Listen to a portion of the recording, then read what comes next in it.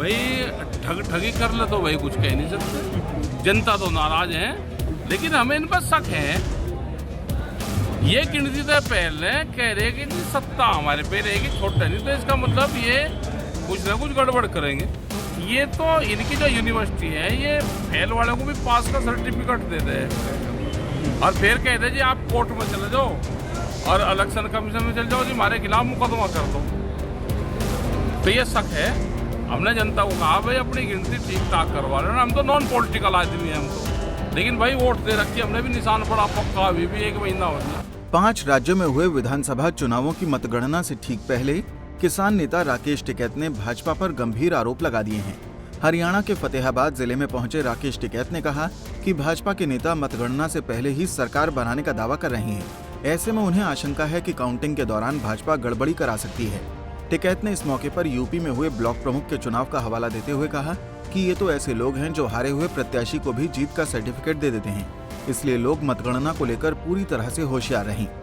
आखिरी चरण का चुनाव है, किस तरह से देखते हैं, क्या बदलाव होने वाला है यूपी के अंदर? देखो यहाँ जनता है भाई,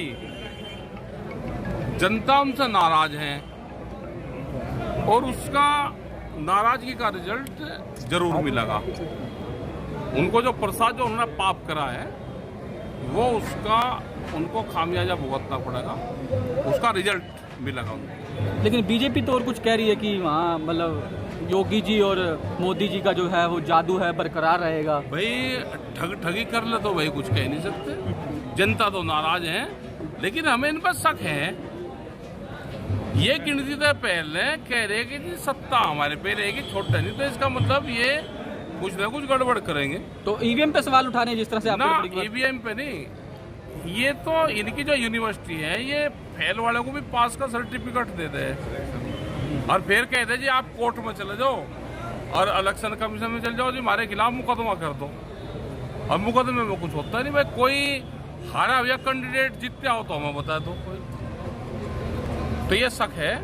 हमने जनता को कहा भाई अपनी गिनती ठीक ठाक करवा लेना, हम तो नॉन पॉलिटिकल आदमी हैं हम तो, लेकिन भाई वोट दे रखी हमने भी, निशान पड़ा पक्का अभी भी। उधर इस मौके पर राकेश टिकैत ने यूक्रेन में फंसे भारतीय छात्रों को लेकर भी मोदी सरकार पर करारा हमला बोला।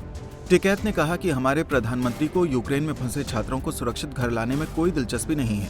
उन्हें तो यूपी चुनावों में अपनी जीत और हार की बड़ी फिक्र है, जिसके लिए पीएम मोदी दिन रात एक किए हुए हैं।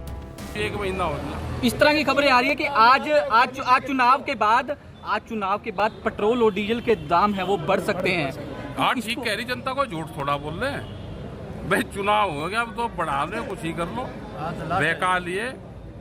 मतलब बच्चे हमारे यूक्रेन में फंस रहे, देश का प्रधानमंत्री एक जिले में 3-3 दिन तक फुर्सत है उसको वोट मांगने की, वो पोलैंड में जाकर बैठता है, ये कहता है कि जब तक हमारे बच्चे यहाँ से नहीं जाएंगे मैं यहाँ से नहीं जाऊंगा। तो देश का सम्मान होता।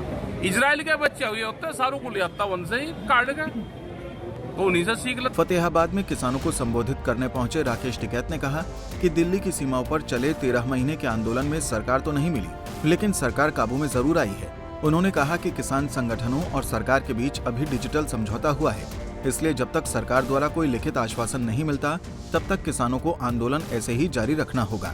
फतेहाबाद से रमेश भट्ट, पंजाब केसरी टीवी। हमसे जुड़े रहने के लिए हमारे YouTube चैनल को सब्सक्राइब करें और नई वीडियो की नोटिफिकेशन के लिए बेल आइकॉन को दबाएं। अगर आप ये वीडियो Facebook पर देख रहे हैं तो लाइक जरूर करें और ज्यादा से ज्यादा शेयर करें। धन्यवाद।